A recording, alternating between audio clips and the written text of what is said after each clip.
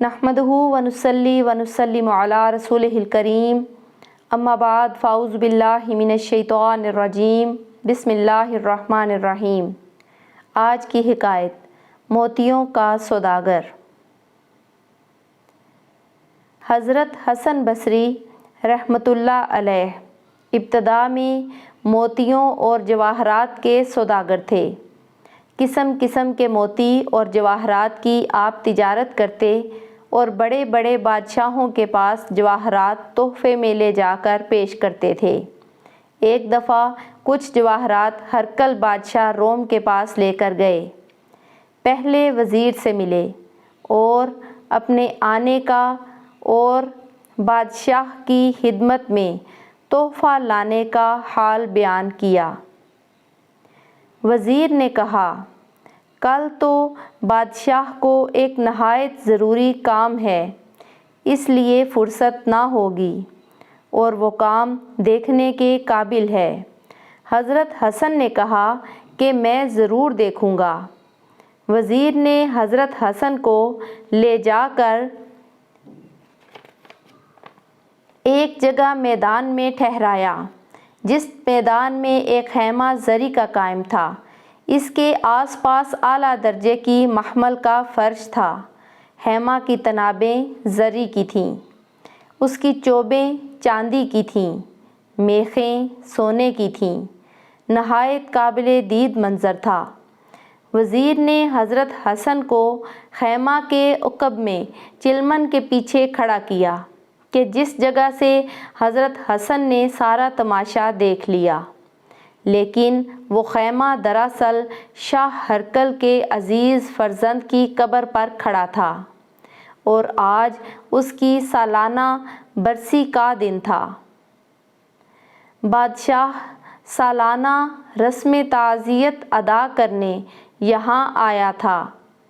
حضرت حسن نے دیکھا کہ پہلے ایک جماعت مقدس عیسائی لوگوں کی خیمہ کے اندر آئی اور قبر کے پاس کھڑے ہو کر کچھ پڑھنے لگے اور پھر روتے ہوئے نکل کر چلے گئے۔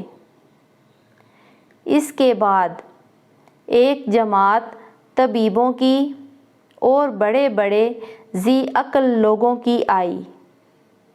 یہ لوگ بھی ننگے سر قبر کے پاس کھڑے روتے رہے اور تھوڑی دیر کے بعد نکل کر چلے گئے۔ ان کے بعد فوج کے افسروں کی جماعت ننگی تلواریں لے کر خیمہ کے اندر آئی اور وہ بھی قبر کی سلامی اتار کر ناکام واپس گئی۔ فوجی لوگوں کے بعد ایک جھنڈ نوجوان عورتوں کا آیا، جن کے سر کے بال کھلے تھے۔ ان کے ہاتھوں میں سونے کی تھیلیاں تھیں، جن میں موتی اور جواہرات بھرے تھے۔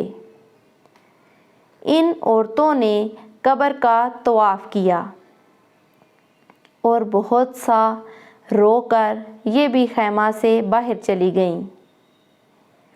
ان سب کے بعد بادشاہ خود خیمہ کے اندر آیا اور قبر کے پاس کھڑا ہو کر کہنے لگا، بیٹا، تو مجھے بہت پیارا تھا، مگر افسوس کہ تو مر گیا۔ اگر مجھے یہ معلوم ہو جائے کہ جس نے تیری جان لی ہے وہ ان بڑے بڑے راہبوں اور پادریوں کا کہا مان کر تیری جان واپس کر دے گا، تو یہ بڑے بڑے عیسائی راہب اس کام کے لیے تیرے پاس حاضر ہیں، مگر میں جانتا ہوں کہ ان کے کہنے سے کچھ نہ ہوگا۔ اگر مجھے یہ معلوم ہو جائے کہ عقل مندوں اور طبیبوں کی تدبیر کرنے سے تیری جان خدا تجھے بخش دے گا، تو یہ بہت بڑی جماعت طبیبوں اور بڑے بڑے عقل مندوں کی تیری قبر کے پاس کھڑی ہے اور تیری رہائی کی تدبیریں کرنے کو موجود ہے۔ مگر میں جانتا ہوں کہ تجھے ایسے زبردست نے مارا ہے کہ اس کے سامنے کسی کی تدبیر نہیں چلتی۔ اے فرزند، اگر مجھے یہ معلوم ہو جائے کہ جس نے تیری جان نکالی ہے وہ کسی بڑی فوج سے ڈر کر تجھے چھوڑ دے گا تو یہ کثیر فوج اور فوج کے افسر تجھے قید سے چھڑانے کو تیری قبر کے پاس موجود ہیں، لیکن جس نے تجھے قید کیا ہے وہ ایسا زبردست خدا ہے کہ کوئی فوج اس کے سامنے کوئی ہستی نہیں رکھتی۔